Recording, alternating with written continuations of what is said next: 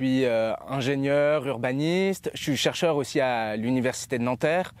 Je suis venu ici pour représenter l'association Appui. Appui, c'est une asso en gros qui essaye d'outiller de manière technique les habitants de quartiers populaires qui sont touchés par des projets d'urbanisme. Et en gros, on est composé de militants de quartier, de chercheurs, des sociologues, des urbanistes, des politistes et de professionnels de l'aménagement et de l'urbanisme, donc des juristes, des architectes, des urbanistes. Et on vient outiller des habitants qui se font déloger ou qui subissent des projets urbains auxquels ils n'ont pas été associés. Par exemple, on a des projets un peu partout en France, en région parisienne notamment, parce que nous on est situé à Saint-Denis, mais on intervient aussi, on file des coups de main à Marseille, à Grenoble, à Amiens, à Nancy, à Tours, voilà, pour des projets divers et variés, mais souvent des projets où il y a des démolitions et donc où un certain nombre d'habitants sont délogés et relogés souvent en dehors de leur quartier. Et donc nous on vient essayer de comprendre le projet urbain avec eux. Et ensuite, on essaye de construire des alternatives avec ces habitants pour qu'ils puissent faire valoir leur voix dans ces projets urbains.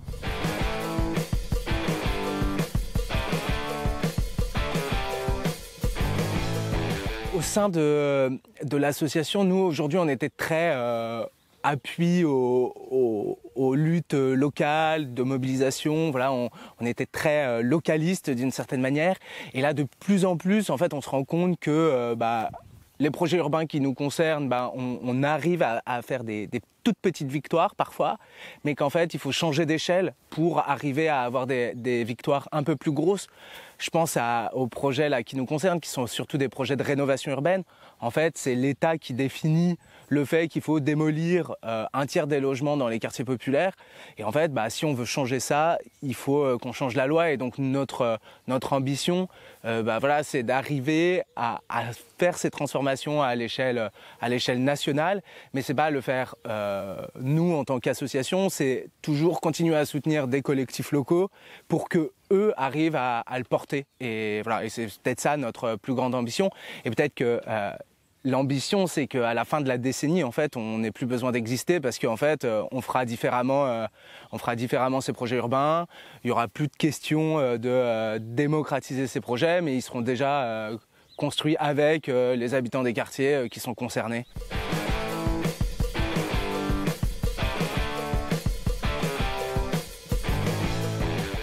La première, c'est au niveau des collectifs. En fait, c'est pas nous directement qui subissons cette difficulté, mais c'est la répression que subissent les collectifs des quartiers populaires quand ils se mobilisent sur des questions de logement en particulier. Et du coup, très vite, c'est vu comme des opposants politiques et donc il y a de la disqualification, il y a on leur empêche de se réunir, du coup ils n'ont pas accès à des locaux, etc. Ils n'ont pas suffisamment de moyens pour le faire de manière autonome. Et du coup ça produit énormément de démobilisation et je trouve que c'est un des vrais trucs qu'on observe, c'est dans les quartiers alors qu'il y a énormément de politisation de la part des habitants des quartiers. C'est pas du tout des déserts politiques, mais le problème c'est que cette répression est particulièrement forte et donc il faudrait qu'il y ait des moyens spécifiques pour qu'ils puissent s'organiser. Ça, c'est la première chose. Le deuxième truc, qu'on voit, c'est comme on est sur des sujets très techniques, c'est de l'urbanisme, on est sur des projets urbains complexes avec des gouvernances où il y a l'État, les collectivités territoriales, où il y a des acteurs privés, où il y a des bailleurs sociaux, enfin voilà.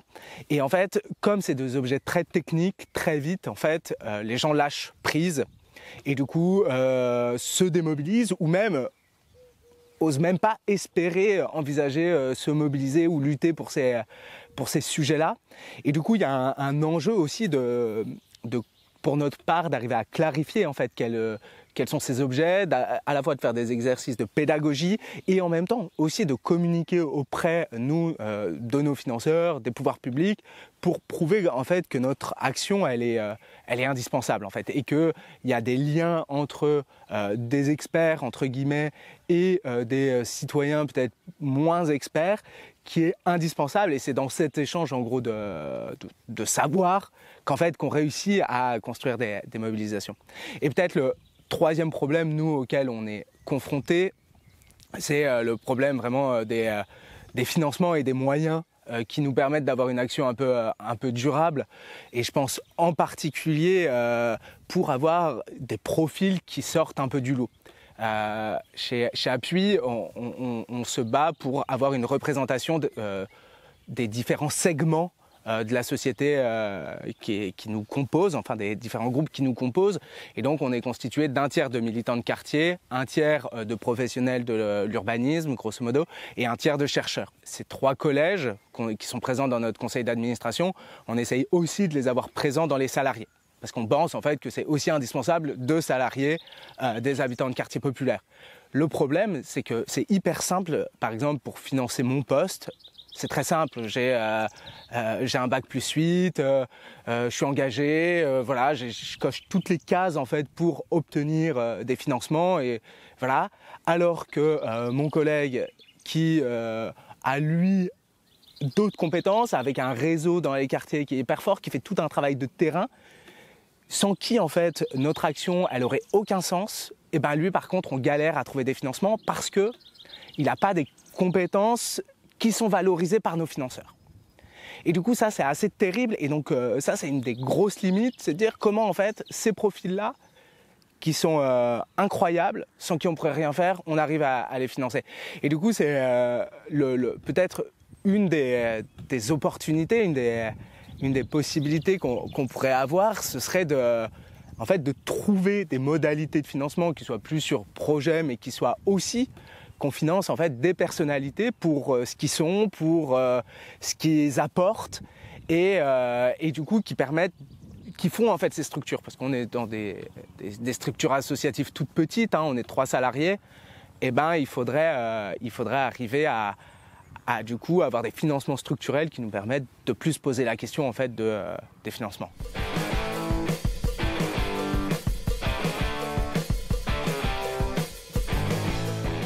La stratégie qu'on développe chez Appui, c'est de partir toujours des cas concrets, quoi. Je pense qu'on est on a une ligne qui est assez pragmatique et qui est de dire on va dans des mobilisations que si on sait qu'on a l'opportunité de pouvoir gagner. On n'y va pas si on sait que c'est mort d'avance, quoi. Et en fait, c'est en partant de ces cas très concrets que progressivement, on monte en généralité. Ça fait 10 ans qu'on bosse dans les quartiers populaires, voilà, qu'on tisse un réseau d'acteurs de quartiers dans toute la France. Et en fait, c'est en partant des questions très concrètes des gens, de ce qui se passe, de comment fonctionne chaque projet, que progressivement, on a commencé à changer d'échelle. Donc ça fait 6 ans en gros qu'on a commencé à ne plus être uniquement sur de l'accompagnement de lutte locale, mais qu'on a commencé à apporter un discours plus peut-être un peu plus général, mais toujours en construisant avec les gens localement. Et c'est d'ailleurs eux qui le portent à la fois à leur échelle, mais aussi viennent le porter avec nous à l'échelle nationale, quoi. Et c'est ça, moi je trouve qui est assez pertinent, c'est qu'en fait on vous défend de faire, enfin en tout cas d'essayer de faire de l'empowerment ou du développement du pouvoir d'agir. Et je pense que c'est vraiment dans ces articulations, c'est en accompagnant, en étant avec les gens et en fait en s'acculturant avec les collectifs locaux qu'on parvient à changer vraiment les manières de penser la ville, quoi.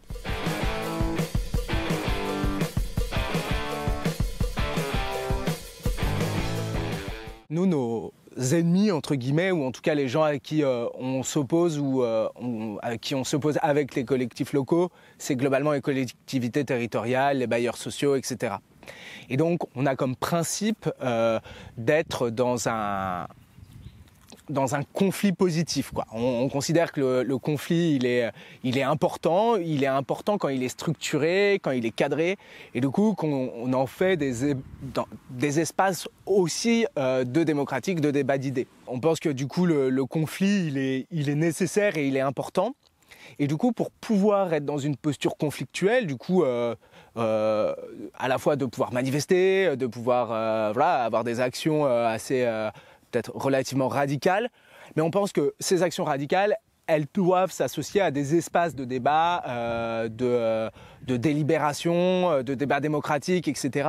Et c'est aussi toujours vers ça qu'on pousse. Donc c'est du conflit en fait pour retrouver du dialogue avec des institutions qui ont souvent déserté en fait le lieu du dialogue. Et pour faire ça, nous on a une ligne qui est très claire, c'est qu'on n'est pas financé par les collectivités locales pour pas avoir de conflit d'intérêts, quoi. Pour pas qu'à un moment on puisse nous dire en fait ça va pas ce que vous faites, quoi. Donc ça c'est une ligne très claire. Après, en changeant d'échelle, on pense aussi que c'est important de dialoguer avec les pouvoirs publics, mais la condition pour faire ça, en fait, c'est toujours que ce soit jamais que des membres de l'association qui le fassent. Si on le fait, c'est avec des collectifs qui sont directement concernés, et c'est peut-être ça un peu la garantie qu'on garde une ligne qui correspond à nos valeurs, c'est qu'à chaque fois on le fait avec les premiers concernés. Voilà.